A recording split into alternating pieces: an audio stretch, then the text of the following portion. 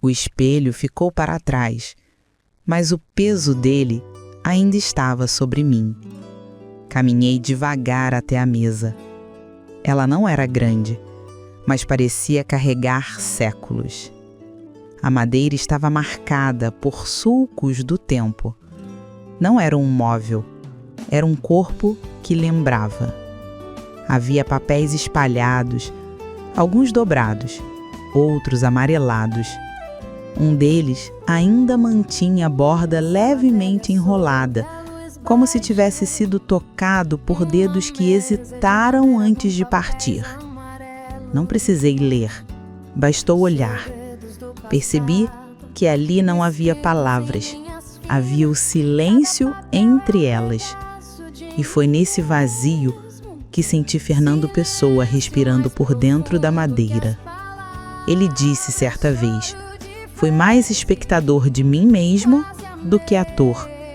E naquele instante, eu entendi demais essa frase, porque enquanto observava a mesa, eu soube com uma clareza dolorosa que grande parte da minha vida eu não vivi.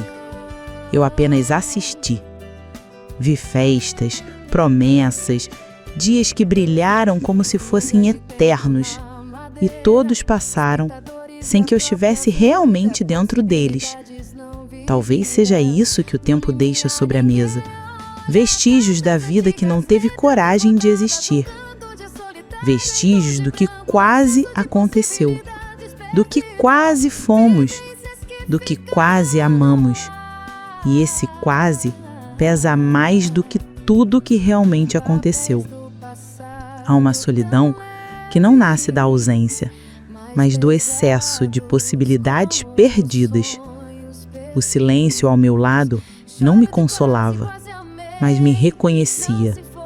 Como se dissesse: eu vi, eu estava lá, em tudo o que não aconteceu. Toco um dos papéis, devagar. Ele se desfaz entre meus dedos.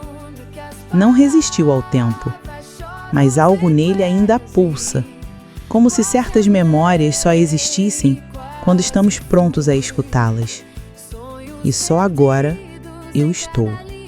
Talvez eu nunca tenha sido a protagonista da minha própria história, mas dentro de mim houve sempre um mundo inteiro, silencioso, inédito.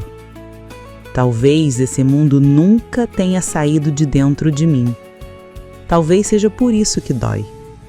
Não o que vivi, mas o que quase existiu. O que ficou nas margens. E foi então que eu percebi: o tempo não leva tudo. Ele apenas empurra certas vidas para fora do centro, lá onde quase ninguém olha. E é ali, exatamente ali, que mora a vida que ficou nas margens.